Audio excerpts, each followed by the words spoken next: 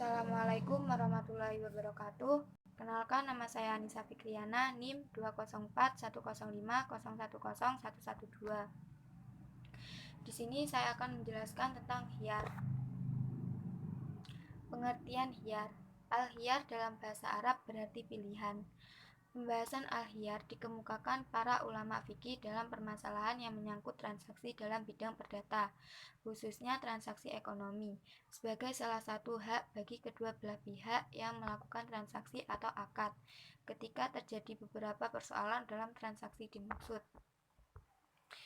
Jadi, hak hiyar itu ditetapkan dalam Islam untuk menjamin kerelaan atau kepuasan timbal balik pihak-pihak yang melakukan jual beli.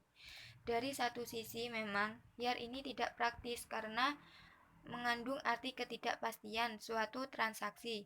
Namun dari segi kepuasan, pihak yang melakukan transaksi hiyar ini yaitu jalan terbaik.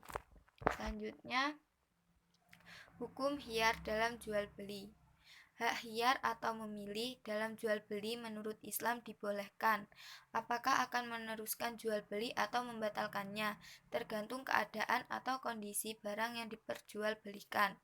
Menurut Abdurrahman Al-Jaziri, status hiyar dalam pandangan ulama fikih adalah disyariatkan atau dibolehkan karena suatu keperluan yang mendesak dalam mempertimbangkan kemaslahatan masing-masing pihak yang melakukan transaksi.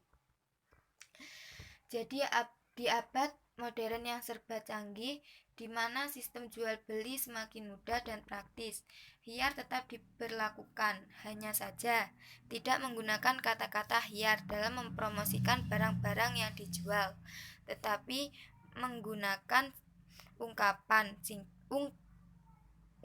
singkat dan menarik. Contohnya, teliti sebelum membeli.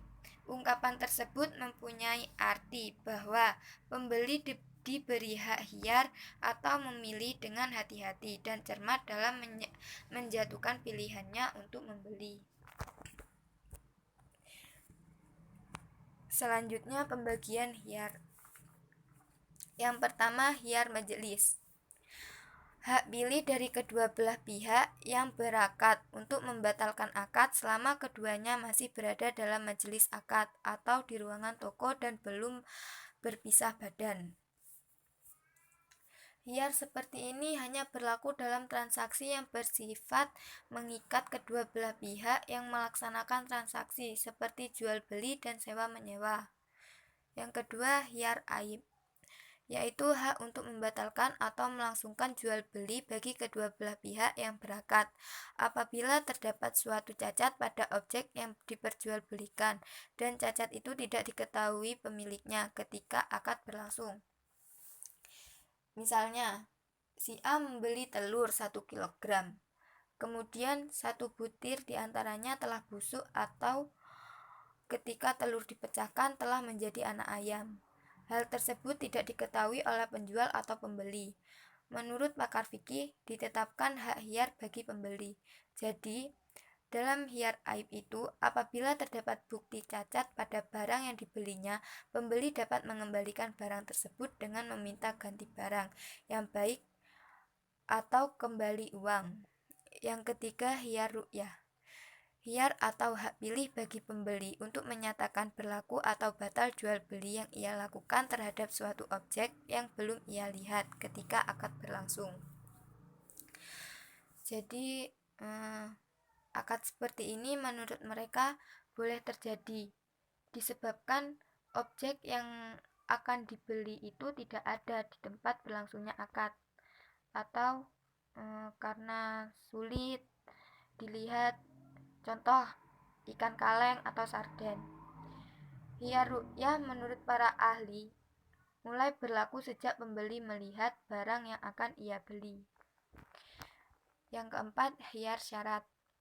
Hiyar atau hak pilih yang dijadikan syarat oleh keduanya atau pembeli dan penjual atau salah seorang dari keduanya sewaktu terjadi akad untuk meneruskan atau membatalkan akadnya itu agar dipertimbangkan setelah sekian hari. Lama syarat yang diminta paling lama 3 hari. Contoh hiyar syarat. Ada seseorang berkata, saya ingin jual mobil ini dengan harga 100 juta. tapi dengan syarat boleh memilih selama 3 hari.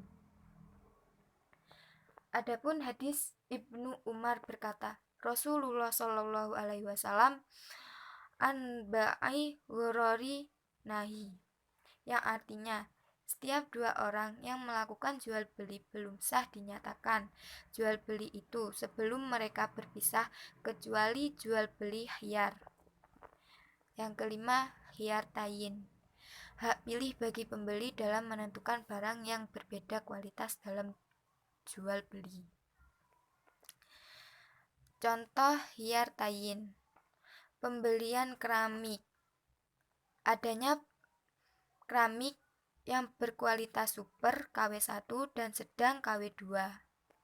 Akan tetapi, pembeli tidak mengetahui secara pasti mana keramik super dan berkualitas sedang. Nah, untuk menentukan pilihan itu, ia memerlukan pakar keramik dan arsitek. Apakah boleh jual beli seperti ini? Boleh. Karena khiyar seperti ini menurut ulama Hanafiyah boleh dengan alasan bahwa produk sejenis yang berbeda kualitas sangat banyak, yang kualitas tidak diketahui secara pasti oleh pembeli, sehingga dia membutuhkan bantuan seorang pakar agar pembeli tidak tertipu. Selanjutnya, hikmah khiyar. Yang pertama, khiyar dapat membuat akad jual beli berlangsung menurut prinsip-prinsip Islam, yaitu suka sama suka antara penjual dan pembeli. Yang kedua, mendidik masyarakat agar berhati-hati dalam melakukan akad jual beli, sehingga pembeli mendapatkan barang dagangan yang baik atau benar-benar disukainya. Yang ketiga, penjual tidak semena-mena menjual barangnya kepada pembeli dan mendidiknya agar bersikap jujur dalam menjelaskan keadaan barangnya. Yang keempat, terhindar dari unsur-unsur penipuan baik dari pihak penjual maupun pembeli, karena ada kehati-hatian dalam proses jual beli. Sekian dari saya, materi yang dapat saya sampaikan. Apabila ada kesalahan, mohon maaf. Saya akhiri. Assalamualaikum warahmatullahi wabarakatuh.